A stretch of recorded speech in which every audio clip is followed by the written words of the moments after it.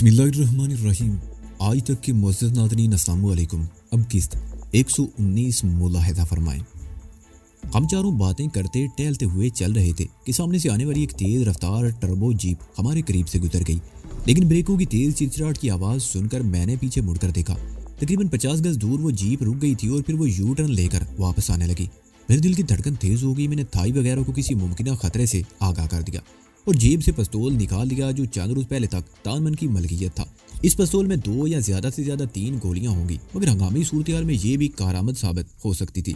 पीछे से आने वाली जीप हमारे करीब से गुजरकर ब्रेकों की तेज चिटचिटाहट की आवाज से हमसे चंद गज आगे रुक गई। हम रुक गए। मैं किसी भी सूरत का सामना करने के लिए बिल्कुल तैयार था। जीप का ड्राइविंग साइड का दरवाजा खुला और एक दराज कामत आदमी उतरकर हमारी तरफ लपका। करीबी एक नाइट क्लब की पेशानी पर रंग बिरंगा न्यूज साइन जगमगा रहा था। वैसे भी इस जगह काफी रोशनी थी। उस दराज कामत शख्स को अपनी तरफ आते देखकर मैं उछल पड़ा। वो सरदार थालूब था। सरदार थालूब की गर्मजोशी काबिल दी थी। वो मुझसे इस तरह मिला जैसे बरसों से बिछड़ा हुआ सगा भाई मिल गया हो। वो बार बार मेरा मुंह चूम रहा था, गले लगाकर भींच रहा था। थाई और जानकी से भी वो इसी गर्मजोशी से मिला था। अलबत्ता इंसाक से उसने हाथ मिलाने पर ही इक्तफा किया। हम कुछ देर तक वहीं खड़े बातें करते रहे और फिर सरदार थालूब के साथ उसकी टर्बो जीप में बैठ गए। पेजेरो की ये जीप बहुत शानदार थी। थाई वगैरह पिछली सीटों पर बैठ गई और मैं आगे पैसेंजर सीट पर बैठ गया। सरदार थालूब इस वक्त किसी काम से मायसीन की तरफ जा रहा था। हमसे मुलाकात के बाद उसने इरादा बदल दिया और जीप का रुख अपने बंगले की तरफ मोड़ दिया। पहले यहाँ कदीम तर्ज की इमारत हुआ करती थी जो जनरल खोराट के आदमियों ने राकेटों से तबाह कर दी थी। इस जगह बड़ी शानदार जदीद तर्ज की इमारत नजर आ रही थी। जीप जैसे गेट में दाखिल हुई मुझे लूमा नजर आ गया। उसके साथ 2 कबायली और भी थे। वो तीनों इमारत के वसी बरामदे में कुर्सियों पर बैठे हुए थे, लेकिन जीप को गेट में दाखिल होते देखकर उठ गए। मुझे जीप से उतरते देखकर लूमा पहले तो हैरत से हमें देखता रहा, फिर कुछ झिझका और दौड़कर मुझसे लिपट गया। उसने भी सरदार थालूबी की तरह गर्मजोशी का मुजाहरा किया था। देख लो सबको तुमसे कितनी मोहब्बत है, सरदार थालूब ने मेरी तरफ देखते हुए कहा। तुम लोगों के लिए सब परेशान थे, अब देखो लूमा का चेहरा कैसे खिल उठा। हमारे दिलों से भी किसी की मोहब्बत कम नहीं हुई। मेरे बजाय थाई ने जवाब दिया, हम भी हर लम्हा तुम सबको याद करते रहते हैं, बल्कि मैंने तो मरने से पहले भी तुम सबको याद किया था। मरने से पहले क्या मतलब? सरदार थालूब ने उसे घूरा। तुम कहना क्या चाहती हो? तुम मर चुकी हो और इस वक्त हमारे सामने तुम्हारी रूह खड़ी है, यही समझ लो थालूब। मैंने कहा, ये थाई का दूसरा जन्म है। मैं समझा नहीं। सरदार थालूब के लहजे में अब भी हैरत थी। लंबा किस्सा है, इत्मीनान से बताऊंगा। मैंने कहा, अच्छा चलो अंदर तो चलो, इत्मीनान से बैठकर बातें करेंगे। मैं भी कितना बेवकूफ हूँ, तुम लोगों को बाहर ही रोके हुए हूँ। और लूमा, वो लूमा की तरफ घूम गया। तुम्हारे मेहमान आए हैं, इनकी कोई खातर नहीं करोगे? क्यों नहीं सरदार, लूमा बोला। पहले मैं इन्हें काफी पिलाऊंगा और फिर इनके लिए थाई सूप और खाना तैयार करूंगा। हम सरदार थालूब के साथ अंदर आ गए और पहले घूम फिर कर मकान देखने लगे। मकान पहले से बड़े रकबे पर तामीर किया गया था। कमरों की तादाद भी ज्यादा थी और वो पहले से ज्यादा कुशादा भी था। ऊपर जाने के लिए गोल जीना था। ऊपर की मंजिल पर भी 5 कमरे थे। हम घूम फिर कर नीचे निशिस्त गाह में आ गए। तमाम कमरे बहुत शानदार थे, फर्नीचर से आराज था, बहुत शानदार। जानकी ने कहते हुए एक बार फिर इधर उधर देखा, लेकिन एक चीज की कमी बड़ी शिद्दत से महसूस हो रही है। तुम जिस चीज की कमी महसूस कर रही हो वो इस वक्त चांग राय में है, सरदार थालूब ने मुस्कुराते हुए कहा। थालूब के इस जवाब पर जानकी ने बड़ा जानदार किस्म का कहका लगाया। पहले तो मैं मतलब नहीं समझ सका, फिर बात समझ में आ गई। जानकी ने रंगोली की कमी का जिक्र किया था। रंगोली चांगराई में क्या कर रही है? उसे तो यहाँ होना चाहिए था। मैंने थालूब की तरफ देखते हुए कहा, उसे रक्स से इश्क है। थालूब ने जवाब दिया, यहाँ इस छोटे से शहर में उसे मौका नहीं मिलता। यहाँ उसके फन की दाद देने वाला भी कोई नहीं। फनकारों को दाद की तलब होती है और दाद वहीं मिलती है जहाँ कदरदान हो, और कदरदान चियांग राय और बैंकॉक जैसे बड़े शहरों ही में होते हैं। मैं उसके शौक में मुज़ाहम नहीं होना चाहता, इसलिए उसे खुली छूट दे रखी है। जानकी ने उसका जुमला मुकम्मल कर दिया। छूट? थालूब ने हैरत से उसकी तरफ देखा। मैं उस पर पाबंदी लगाने वाला कौन होता हूँ? मेरा ख्याल है तुम दोनों के बीच में जो हिजाब है उसे अब खत्म हो जाना चाहिए। जानकी ने सरदार थालूब के चेहरे पर नजरें जमाते हुए कहा। हिजाब? थालूब के मुंह से बेइख्तियार गहरा सांस निकल गया। उसी वक्त लूमा काफी लेकर आ गया। दूर से मैंने उसकी गुनगुनाहट की आवाज सुनी थी, लेकिन करीब आकर उसने गुनगुनाना बंद कर दिया था। काफी आने के बाद गुफ्तगू का मौजू भी बदल गया। थाई ने इंसाक का तारुफ कराया जो अब तक खामोश बैठी हुई थी, और उसके साथ ही बोरी राम और मांग पाए का जिक्र भी आया, और उनके साथ तानमन का जिक्र भी जरूरी हो गया। तानमन? सरदार थालूब के लहजे में हैरत थी। वो हरामी यहाँ कैसे आ गया? वो थाई के पीछे आया था, मैंने कहा, और फिर मैं उसे थाई के बारे में तफसील से बताने लगा। मैं तानमन को बहुत अच्छी तरह जानता हूँ, वो बहुत हरामी आदमी है। थालूब ने मेरे खामोश होने पर कहा, ये थाई की खुशकिस्मती है कि उसके चुंगल से बची रही। मैं आज ही सरहदी चौकी के कमांडर को फोन करके उसके बारे में बता देता हूँ। अगर तानमन थाई सरहद में मौजूद हो तो उसे पकड़कर सलाखों के पीछे बंद कर दिया जाएगा। और तुम लोग? वो इंसाक की तरफ देखने लगा। बोलीराम और माईपांग से डरने की कोई जरूरत नहीं। माईपांग के हाथों अगर किसी का कत्ल हुआ है तो उसमें माईपांग के इरादे का कोई दखल नहीं था। उसने अपनी इज्जत बचाने के लिए इश्तियाल में गोली चलाई थी और इसकी जिम्मेदारी भी तानमन पर आयद होती है, जिसने अपने आदमी को माईपांग पर मुजरिमाना हमला करने पर उकसाया था। बहरहाल मैं इस सिलसिले में भी बात करूंगा और तुम लोगों को खौफजदा होने की जरूरत नहीं। इंजाक हैरत से हम सब की सूरतें देख रही थी। उसके लिए तो ये इंकिशाफ ही बड़ा सनसनीखेज साबित हुआ कि उसकी छोटी बहन के हाथों कोई कत्ल हो चुका है। इंजाक या उसकी माँ को तो हमने तानमन और उसके कत्ल के बारे में कुछ बताया ही नहीं था। वक्फे वक्फे से गुफ्तगू का मौजू भी बदलता रहा। सरदार थालुब कह रहा था, मुझे ये तो पता चल गया था कि तुम लोग जनरल खोराट को भारी नुकसान पहुंचाने के बाद गोल्डन ट्राई एंगल से बर्मा की तरफ निकल गए हो, लेकिन थाई के बारे में मुझे पता नहीं चला था कि उस पर क्या बीती थी। और फिर उसके कई महीनों बाद तक तुम लोगों के बारे में भी कोई खबर नहीं मिली। बिलाखिर एक रोज मैंने महाराज से रब्ता किया तो मालूम हुआ तुम लोग शाओलिन टेम्पल पहुंच चुके हो, लेकिन थाई का कोई जिक्र नहीं हुआ था। मैं बहरहाल मुतमईन था कि तुम लोग खैरियत से हो। खैरियत? मैंने गहरा सांस लेते हुए जवाब दिया। जनरल खोराट और दारा के आदमियों ने तो आखिर तक वहां भी हमारा पीछा नहीं छोड़ा था। मैं चंद लम्हों को खामोश हुआ, फिर अक्सियान और मेगा तैराड के बारे में बताने लगा। आखिर में मैं कह रहा था, सुना दारा आजकल फिर बैंकॉक में है। सुना तो मैंने भी यही है, थालूब ने जवाब दिया, लेकिन उसे यहाँ आए हुए ज्यादा अरसा नहीं हुआ। वो वैसे भी बस मंदिर में है। बहरहाल अब तुम लोग आ गए हो तो तलाश कर ही लेंगे। 10 बजे के करीब लूमा ने खाना तैयार हो जाने की इतला दी। हम लोग निशिस्त गाह से उठकर ड्राइंग रूम में आ गए। बड़ी सी मेज लवाजमा से भरी हुई थी। लूमा ने खाना तैयार करने में बड़ी उजलत दिखाई थी। यूं तो तमाम ही खाने बड़े मजेदार थे, मगर थाई सूप की अपनी लज्जत थी। खाने के बाद मैंने फोन पर बैंकॉक में महाराज का नंबर मिलाया। वहां से पता चला कि महाराज इस वक्त जिम्नाजियम में हैं और देर तक वहीं रहेंगे। मैंने ग्रेडर टेप करके जिम्नाजियम का नंबर मिलाया। कॉल मास्टर उचन ने रिसीव की। मेरी आवाज सुनते ही शायद वो उछल पड़ा। हे वजदान, वो चीख कर बोला, कहाँ गायब हो गए थे तुम? शाओलिन टेम्पल से तो तुम कई रोज पहले रवाना हो गए थे। यस मास्टर, मैंने जवाब दिया। हमारा ख्याल था कि हम चीन की सरहद से बर्मा में दाखिल होकर कुंचन बोरी की तरफ थाईलैंड आएंगे, मगर हम गलती से लाओस की सरहद में दाखिल हो गए। चंद रोज पहले मैकांग पार करके हम थाईलैंड में दाखिल हुए हैं और इस वक्त चियांग साइन में सरदार थालूब के मेहमान हैं। ओह, मास्टर रुचन की आवाज सुनाई दी। मुझे तुम्हारे वापस आने की खुशी है। तुम लोग ठीक तो हो ना? थाई और जानकी कैसी हैं? हम सब ठीक हैं, मैंने जवाब दिया। तुम कैसे हो और महाराज कैसे हैं? मैंने पूछा। बिल्कुल ठीक, लो महाराज से बात करो, मास्टर रुचन ने कहा। चलने में खामोशी रही, फिर रिसीवर पर महाराज की आवाज सुनाई दी। हेलो वैतान, कैसे हो? मैं ठीक हूँ महाराज, आप कैसे हैं? मैंने पूछा। और फिर तकरीबन आधे घंटे तक महाराज से बातें होती रही। महाराज ने थाई, जानकी और सरदार थालूब से भी बात की थी। उन्होंने सरदार थालूब से कहा था कि वो हमें लेकर जल्द बैंकॉक पहुंच जाए। फोन बंद करने के बाद हम फिर बातों में मसरूफ हो गए। जानकी थाई और इंदा के कमरे में जाकर सो गई थी। मैं और सरदार थालूब ड्राइंग रूम में ही बैठे रहे। हमारी बातों का सिलसिला खत्म ही नहीं हो रहा था। हमारे पास करने को बहुत सी बातें थी। मैंने सुना था कि तुम्हें हुकूमत में किसी बड़े ओहदे की पेशकश की गई थी। मैंने सरदार थालूब की तरफ देखते हुए पूछा। हाँ, और ये पेशकश मेरी खिदमत से मुतासिर होकर मिली थी, लेकिन मैंने जो कुछ भी किया वो किसी मुआवजे या लालच के लिए नहीं किया था। वतन की खिदमत के लिए किसी ओहदे की जरूरत नहीं होती। कोई भी मुहिब्बे वतन सरकारी ओहदों से बेनियाज होकर भी वतन की खिदमत कर सकता है। और फिर मेरे ऊपर अपने कबीले की भी जिम्मेदारियां हैं। मेरे लिए यही बड़ा इनाम है कि हुकूमत ने मेरी खिदमत का एतराफ किया और इस सरहद के हवाले से मेरे मशवरों को अहम समझकर उन पर अमल दरामद किया, जिसके नतीजे में इस इलाके में जनरल खोराट के आदमियों की मुदाखलत कुछ कम हो गई है। उसके कई अड्डे तो हमने उसी जमाने में खत्म कर दिए थे। अभी कुछ अड्डे बाकी हैं जो नहायत खुफिया हैं और मुझे यकीन है कि हम आहिस्ता आहिस्ता उन्हें भी खत्म कर देंगे। ये मेरे लिए बहुत बड़ा एजाज है कि हुकूमत अब मुझसे मशवरा लेती है। वो चंद लम्हों को खामोश हुआ, फिर बात जारी रखते हुए कहने लगा। बर्मा और लाओस की सरहद की तरफ बाज कबाइल अभी पोस्त की काश्त करते हैं। मुनशियात के बैनुल अक़वामी स्मगलर भारी मुआवजे पर उनसे फसल खरीद लेते हैं, जिनसे तैयार होने वाली मुनशियात इंसानियत की तबाही का बायस बनती है। ये कबाइल भी पोस्त काश्त करने पर मजबूर है। इस पर एक तो मेहनत कम होती है और मुआवजा ज्यादा मिलता है, दूसरे उनके पास इतने वसाइल नहीं कि इन जमीनों पर कुछ और काश्त कर सके। मैंने हुकूमत को तजवीज पेश की थी कि इन इलाकों में लीची और स्ट्रॉबेरी की काश्त हो सकती है, मगर काश्तकारों के पास इतने वसाइल भी नहीं और उन्हें इन फसलों का ज्यादा मुआवजा भी नहीं मिलेगा। लेकिन अगर हुकूमत उनकी माली मुआवनत करे तो सेहतमंद फसलें काश्त करके पोस्त की काश्त को बतदरीज कम किया जा सकता है। हुकूमत ने मेरी ये तजवीज मान ली और गुज़िश्ता 4 महीनों से इस पर काम हो रहा है। इस सिलसिले में मुझे बार बार बैंकॉक भी जाना पड़ता है और उन कबायली इलाकों के दौरे भी करने पड़ते हैं। वो एक बार फिर खामोश हो गया। मैं उसकी तरफ देखता रहा। तकरीबन 1 मिनट की खामोशी के बाद सरदार थालूब ने दोबारा लब कुशाई की। वो कह रहा था, हम इस बुराई को मुकम्मल तौर पर खत्म तो नहीं कर सकते, मगर इसे कम करने में अपना किरदार अदा कर सकते हैं। 1 साल पहले जब तुमसे मुलाकात हुई थी तो मैं तुम्हारी बातों से बेहद मुतासर हुआ था। अगरचे उस वक्त मैं भी मुनशियात के खिलाफ था, अपने ज़ेर असर इलाकों में पोस्ट की काश्त का खात्मा कर चुका था, लेकिन तुम्हारी बातों और तुम्हारे ख्यालात ने मेरे ख्यालात को महमीज किया और मैं हर तरह से तुम्हारा साथ देने के लिए तैयार हो गया। ये हमारी मुश्तरका मुहिम का नतीजा है कि हम कम अज कम अपने इलाके में इस बुराई को किसी हद तक कम करने में कामयाब हो गए हैं। हम अपनी कोशिशें जारी रखेंगे और एक न एक दिन कम अज कम अपने इलाके में इस बुराई का जड़ से खात्मा कर देंगे।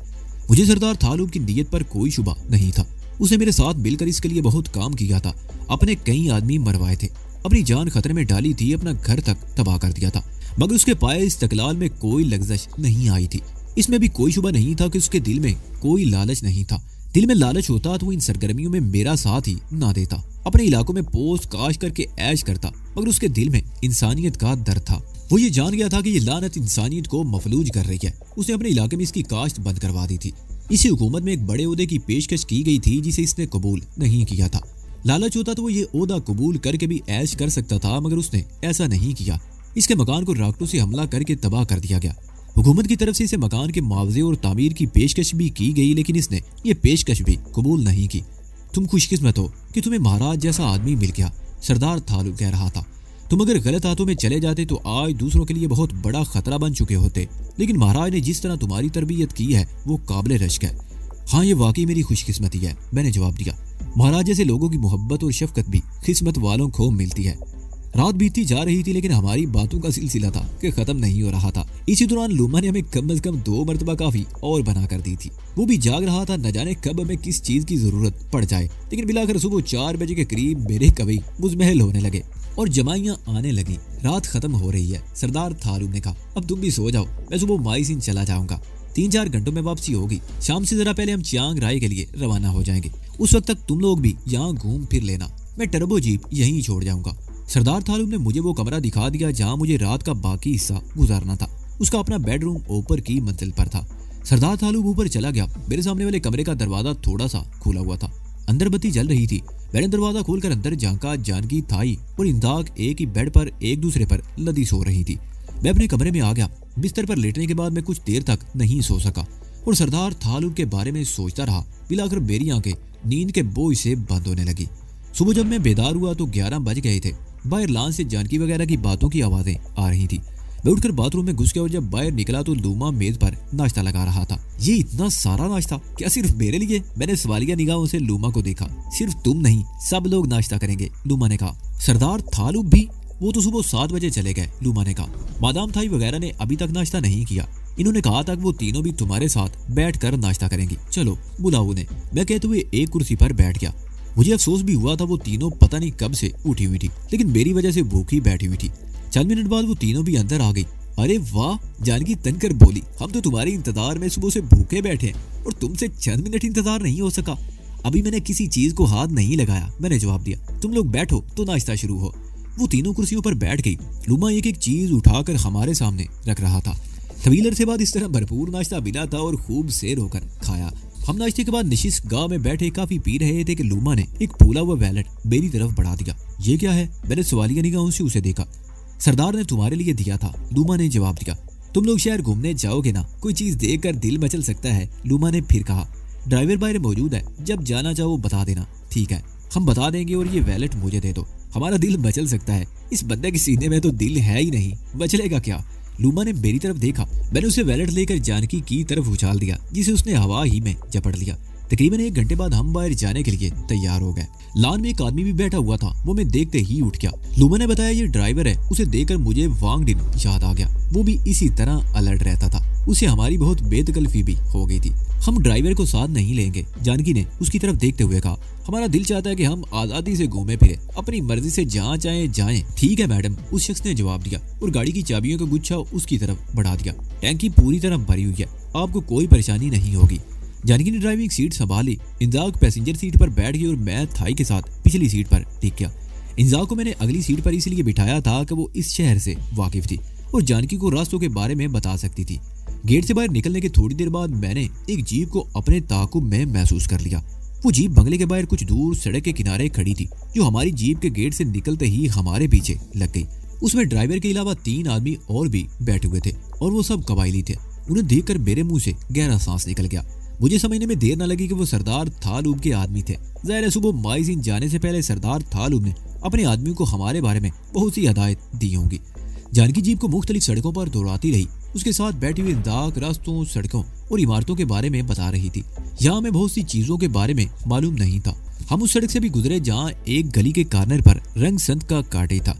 जानकी ने मेरे कहने पर बंगले के सामने सड़क पर जीप रोकी और हम बंगले की तरफ देखने लगे। बंगले के बाहर दीवार के साथ साथ बेतहाशा झाड़ियां उगी हुई थी। अंदर दरख्तों की शाखें बहुत नीची झुकी हुई थी। बहुत सी शाखें सूख चुकी थी और उनसे लटके हुए लकड़ी के जाले दूर से नजर आ रहे थे। बरामदे में भी मकड़ियों ने जाले तान रखे थे। मेरे मुंह से भीख से गहरा सांस निकल गया। रंगसिंध इन्हीं दिनों मारी गई थी। उसकी बेटी सोनिया अपनी माँ के गुनाहों का कफारा अदा करने के लिए हमारे साथ मिल गई थी। सोनिया ने वाकई इस मट्टी से वफा का हक अदा कर दिया था। उसने हमारे साथ कदम कदम पर मौत का सामना किया था। गोल्डन ट्रायंगल के जहन्नुम से फरार होने के बाद वो बूमा और उसकी बीवी हुफा के साथ बर्मा से होती हुई हिंदुस्तान की तरफ चली गई थी। सोनिया की याद से मेरे अंदर एक प्रेरी सी दौड़ गई। मुझे गोल्डन ट्रायंगल की वो रात याद आ गई जब तारीख गार में उसने मौके से फायदा उठाते हुए मुझे चित कर दिया था। हालांकि जानकी भी अरसे से ऐसी कोशिश करती रही थी मगर मैंने उसे कामयाब नहीं होने दिया था। लेकिन सोनिया, वो लम्हात याद करके मैं अपने आप में निदामत महसूस करने लगा और शायद निदामत का ये एहसास जिंदगी भर मेरा पीछा नहीं छोड़ेगा। हम उस पहाड़ी पर भी गए जहाँ फास्ट फूड के कई रेस्टोरेंट बने हुए थे और जहाँ से नशे में बहुत दूर दरियाए मेकान के उस पार गोल्डन ट्राई एंगल की सरहद शुरू होती थी। इस वक्त भी यहाँ बहुत से गैर मुल्की सियाह मौजूद थे। जंगले के करीब एक मेज पर बैठकर फ्राई फिश खाते हुए मुझे उसी रेस्टोरेंट की वेट्रेस मायसा याद आ गई जिसने वांग डिन के कहने पर हमारे लिए काम किया था और बिलाकर मारी गई थी। तकरीबन 1 घंटा वहां रुकने के बाद हम वापसी के लिए रवाना हो गए। वो जीप अब भी हमारे पीछे थी जिसमें 4 कबायली बैठे हुए थे। जानकी वगैरह ने भी उस जीप को बहुत पहले देख लिया था और वो तीनों भी समझ गई थी कि वो कबायली हमारी हिफाजत के लिए हमारे पीछे लगे हुए थे। इंदाग ये सब कुछ देखकर बहुत हैरान थी। थालूब इस इलाके के सबसे बड़े कबीले का सरदार था। हमारे साथ उसके सलूक ने भी इंजाग को बेहद मुतासर किया था। हम जब बंगले पर वापस पहुंचे तो 3 बज रहे थे। उसके तकरीबन आधे घंटे बाद सरदार थालूब भी वापस आ गया। उसने बताया कि हम 5 बजे यहाँ से चियांग राय के लिए रवाना हो गए। उसने इंजाक से भी पूछ लिया था क्या वो भी हमारे साथ जाएगी। नहीं सरदार, इंजाक ने जवाब दिया।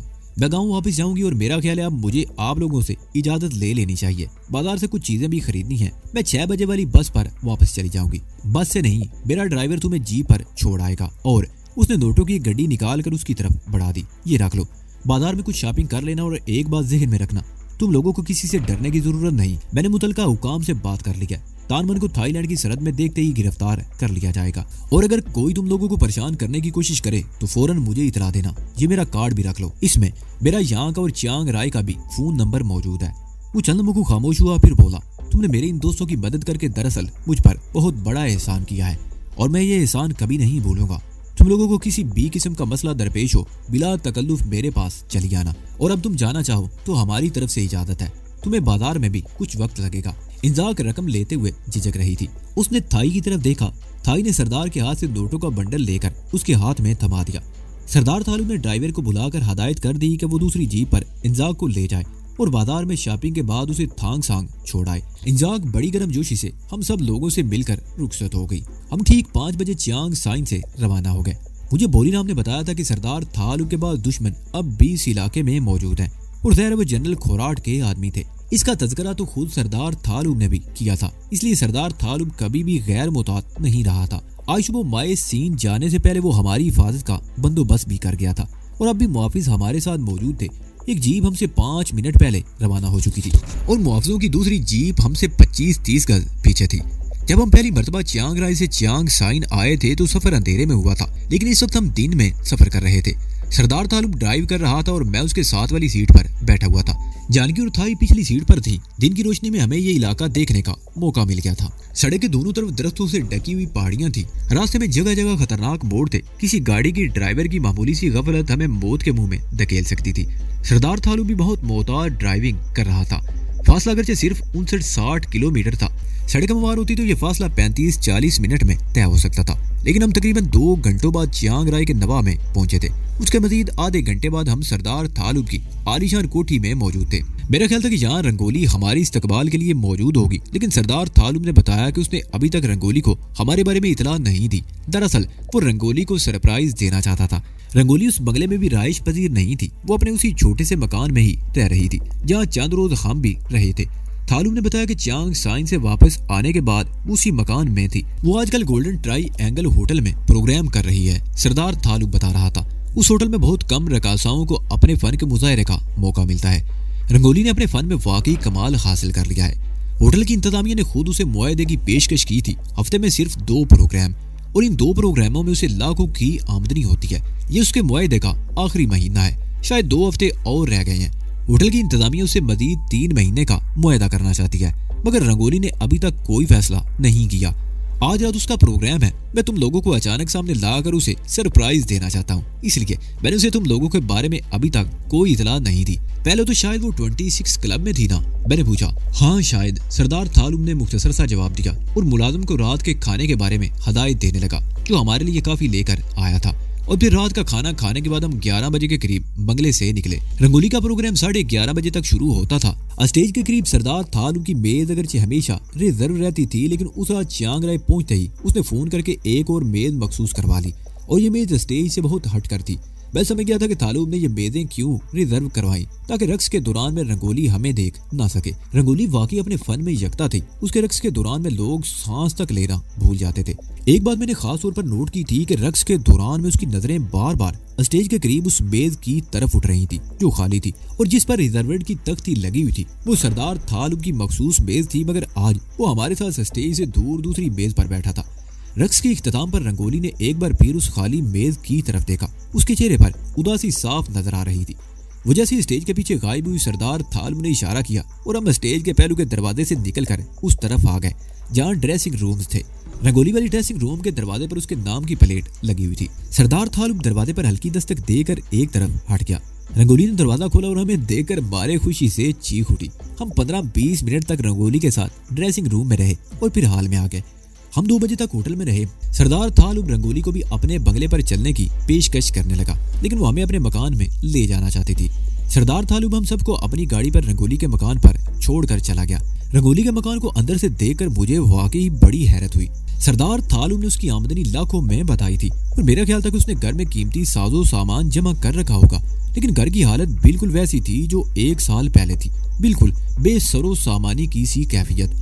थालुम ने तो बताया था कि तुम लाखों कमा रही हो, लेकिन तुम्हारे घर की ये हालत। मैंने सवालिया निगाहों से उसे देखा और फिर हमारे लिए इंकशाफ बड़ा दिलचस्प साबित हुआ कि वो अपनी आमदनी का 90% हिस्सा इन्वायरमेंट फ्रेंडली नामी एक तंजीम के अतिये में देती थी। ये तंजीम दई तरक्याती प्रोग्राम के अलावा और भी कई रफाई प्रोजेक्ट चला रही थी, जिसका एक प्रोजेक्ट मुनशियात के आदी अफराद की बहाली भी था। इस प्रोजेक्ट में कई ऐसे इदारे काम कर रहे थे जहाँ मुनशियात के आदी अफराद का इलाज करके उन्हें माशरे में बाइज्जत मुकाम हासिल करने में मदद दी जाती। रंगोली के बारे में ये जानकर मुझे वाकई बहुत खुशी हुई। उसने 1 साल पहले मार दाड़ में भी हमारा साथ दिया था। इन्वायरमेंट फ्रेंडली नाम का ये इदारा चंद महीने पहले ही कायम हुआ था और उसे बहुत अच्छा रिस्पॉन्स मिला था। यूं तो तीनों कमरों में बेड बिछे हुए थे, लेकिन सोने का होश किसे था? हम सब रंगोली ही के कमरे में बैठे हुए थे। रंगोली इस 1 साल के अरसे में हम पर बीती हुई हर बात कुरीद कर पूछ रही थी। इस वक्त 3:45 बजने वाले थे। रंगोली चाय बनाने के लिए किचन में चली गई। उसकी वापसी तकरीबन 20 मिनट बाद हुई। मैं जानकी और थाई के साथ पलंग पर आलती पालती मारे बैठा था। रंगोली ने दरवाजे में कदम रखा तो उसने दोनों हाथों में ट्रे उठा रखी थी जिसमें 4 कप रखे हुए थे। उसने दूसरा कदम उठाया ही था कि एक जोरदार धमाका हुआ। रंगोली उछल कर गिरी। उसके मुंह से खौफनाक चीख निकल गई। थाई भी चीखती हुई उछल कर पलंग से गिर गई। मैं भी उछलकर जानकी को साथ लेता वो दूसरी तरफ आ गिरा। इससे पहले कि मैं कुछ समझ सकता एक और कान फाड़ देने वाला धमाका हुआ और फिर तो गोया हम पर क़यामत टूट पड़ी। यके बाद दीगरे 4 धमाके हुए। लगता था जैसे मकान पर राकेटों से हमला कर दिया गया हो या बम फेंके जा रहे हो। छत का एक हिस्सा उड़ गया। टूटी हुई छत हमारे ऊपर गिर रही थी और ये भी शुक्र था कि छत पुख्ता लेंटर की नहीं थी। ये मकान पुरानी तर्ज का था। जमीन से 5 फुट ऊंची दीवार, उसके ऊपर लकड़ी का फ्रेम बनाकर अंदर की तरफ खास मटेरियल से बने हुए 2 इंच मोटे गत्ते के पीस और बाहर की तरफ टीन की चादरें थी। छत भी इसी तरह थी। सीलिंग मोटे गत्ते की थी और ऊपर हट की तरह स्लांट टन की छत। इस इलाके के बेहतर मकान इसी तर्ज के थे। जानकी और थाई की चीखें मुसलसल गूंज रही थी। रंगोली छत के गिरने वाले एक हिस्से के नीचे दब गई और शायद बेहोश हो गई थी, इसलिए उसकी आवाज सुनाई नहीं दे रही थी। हमारी तरफ वाली एक दीवार अंदर की तरफ झुक रही थी। मैंने जानकी को पलंग के नीचे धकेल दिया और खुद भी नीचे घुसकर दूसरी तरफ से थाई को खींचने लगा। उसी लम्हे एक और जोरदार धमाका हुआ और पूरी की पूरी छत हमारे ऊपर आन गिरी। थाई का ऊपर का धड़ पलंग के नीचे था, मगर उसकी टांगे गिरी हुई छत के नीचे दब गई थी। मैं और जानकी पलंग के नीचे होने की वजह से महफूज थे। मुझे सर पर जोर चोट लगी थी, मैं उससे संभल गया था, मगर सर में अभी तक टेसें उठ रही थी। अब धमाके नहीं हो रहे थे। मैं समझ गया कि मकान पर राकेटों या बम्बों से हमला किया गया था। हमलावर गालबन जा चुके थे, लेकिन एक और खौफनाक हकीकत ने मुझे लर्जा कर रख दिया। धुएं की बू मेरी नथनों से टकरा रही थी। मैं पलंग के नीचे दबा हुआ था, थाई भी बेहोश हो चुकी थी। मैंने पलंग को अपने ऊपर से हटाने की कोशिश की, मगर गिरने वाली छत के बोझ से पलंग की एक पट्टी टूट गई थी, जिससे पलंग नीचे दब गया था और हम उसके नीचे फंस गए थे। मेरी आंखों के सामने वो मंदिर घूम गया जब मैंने शाओलिन टेम्पल में इमारत के मलबे के नीचे दबे हुए एक आदमी को निकाला था। वो मेरी ची का कारनामा था और इस वक्त भी मैंने ची से काम लेने का फैसला कर लिया और फिर मुझे मुश्किल पेश नहीं आई। मैंने पलंग को अपने ऊपर से उठाकर एक तरफ फेंक दिया और फिर वो खौफनाक हकीकत खुलकर मेरे सामने आ गई। कमरे के दरवाजे के बाहर नारंगी शोले उठ रहे थे। धुएं में सांस लेना तक मुश्किल था। मैं जानता था कि लकड़ियों और गत्ते से बने हुए इस मकान में आग फैलने में ज्यादा देर नहीं लगेगी। मैंने सूरत-ए-हाल का जायजा लेने के लिए 1 सेकंड से ज्यादा नहीं लगाया। जानकी के भी कंधे और सर पर चोट लगी थी और वो करा रही थी। थाई बेहोश थी, उसकी टांगें मलबे के नीचे दबी हुई थी। रंगोली तो पूरी की पूरी छत के एक हिस्से के नीचे दबी हुई थी। मैंने सबसे पहले मलबा हटाकर रंगोली को खींचकर बाहर निकाला और उसी वक्त शोर और चीखों की आवाजें सुनाई देने लगी। आग फैलती जा रही थी। दरवाजे की तरफ से निकलना मुमकिन नहीं रहा था। मैंने जानकी को उठाते हुए कहा, आग फैल रही है, दीवार का ये हिस्सा गिराने में मेरी मदद करो। दीवार इस तरह टूटकर गिरी थी कि उस तरफ का रास्ता भी बंद हो गया था। मैंने एक लकड़ी तोड़कर अलग की और दीवार पर मारने लगा। चंद ضربों से वो हिस्सा टूट के और छत का बाकी हिस्सा धड़ाम से मेरे ऊपर आन गिरा। आग फैल रही थी और बाहर से शोर की आवाजें भी बढ़ती जा रही थी।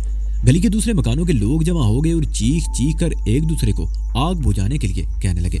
शायद 2-3 आदमी आग के खौफ की परवाह किए बगैर मकान में घुस आए। एक आदमी चीख चीख कर रंगोली को आवाजें भी दे रहा था।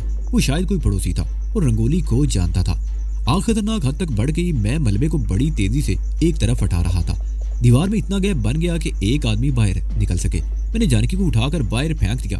वो चीख चीख कर एक तरफ से लोगों को मदद के लिए पुकारने लगी। कुछ लोग दौड़कर उस तरफ आ गए और दीवार तोड़ने लगे। वो काम कम और शोर ज्यादा मचा रहे थे। मैंने मलबे के नीचे दबी हुई थाई को भी निकाला। पलंग की पट्टी टूटने से उसके सर पर चोट लगी थी, जिससे वो बेहोश हो गई थी। बाहर से लोगों ने दीवार का काफी हिस्सा तोड़ दिया। मैंने थाई को दूसरे लोगों के हवाले किया और रंगोली की तरफ लपका। धुएं से सांस लेना दुश्वार था। मैं रंगोली से भी कुछ दूर ही था कि दीवार की लकड़ियों का जलता हुआ पूरा फ्रेम रंगोली के ऊपर गिरा। मैंने बड़ी तेजी से जलती हुई लकड़ियां एक तरफ हटाई और रंगोली को एक तरफ घसीटने लगा। इसी दौरान में 2 आदमी टूटी हुई दीवार से कूदकर अंदर आ गए और उन्होंने रंगोली को संभाल लिया। पहले रंगोली को बाहर निकाला गया और फिर मैं भी बाहर आ गया। गली में 20 लोग जमा थे। बहुत से लोग बाल्टियों से पानी आग पर फेंक रहे थे। वही सब कुछ हो रहा था जो ऐसे मौकों पर हुआ करता है। लोग बदहवासी का शिकार थे और चीख चीख कर एक दूसरे को हदायत दे रहे थे। आग फैल गई थी और पड़ोस का एक मकान भी इसकी लपेट में आ रहा था। रंगोली और थाई को वहां से दूर एक मकान के सामने छोटे से लान में डाल दिया गया। जानकी भी उनके पास खड़ी थी। बहुत से लोग इर्द गिर्द जमा हो रहे थे। 1-2 आदमी चीख चीख कर उन्हें हॉस्पिटल ले जाने को कह रहे थे और फिर उसी गली का एक आदमी गाड़ी ले आया। बेहोश रंगोली और थाई को गाड़ी में डाल दिया गया। एक और आदमी उनके साथ बैठ गया। मुझे और जानकी को दूसरी गाड़ी में बिठा दिया गया। वो 2 आदमी हमारे साथ भी बैठ गए और फिर दोनों गाड़ियां तेजी से हरकत में आ गई। दोनों गाड़ियां गलियों से निकलकर सामट रोड से होती हुई सुपर हाईवे पर आ गई। किंग मैंगराई स्टैचू वाले चौराहे से अगली कार तो सिंगा कलाई रोड पर मुड़ गई, जबकि हमारी कार सुपर हाईवे पर सीधी दौड़ती रही। वो गाड़ी उस तरफ गई है, तुम किस तरफ जा रहे हो? मैंने ड्राइवर की तरफ देखते हुए कहा। वो लोग ओवर ब्रोक हॉस्पिटल की तरफ गए हैं, लेकिन ये रास्ता जरा लंबा है, हम शॉर्टकट से निकलेंगे, ड्राइवर ने कहा। लेकिन कुछ ही देर बाद मुझे अंदाजा हो गया कि मामला कुछ गड़बड़ है, क्योंकि कार का साइमून नामी बुद्ध इबादत गांव के करीब साइमून रोड पर मुड़ गई। उस रास्ते से हम ओवर ब्रोक हॉस्पिटल तो नहीं, अलबत्ता मुखालिफ समत जा रहे थे। ये तुम लोग कहाँ जा रहे हो? ये हॉस्पिटल का रास्ता तो नहीं? मैंने एक बार फिर ड्राइवर को मुखातिब करते हुए कहा। खामोशी से बैठे रहो मिस्टर। मेरे साथ बैठे हुए शख्स के हल्क से गुर्राहट निकली। उसके साथ ही कुछ सख्त चीज मेरे पहलू में चुभने लगी। अगर कोई गड़बड़ करने की कोशिश की तो सीने में सोराख कर दूंगा।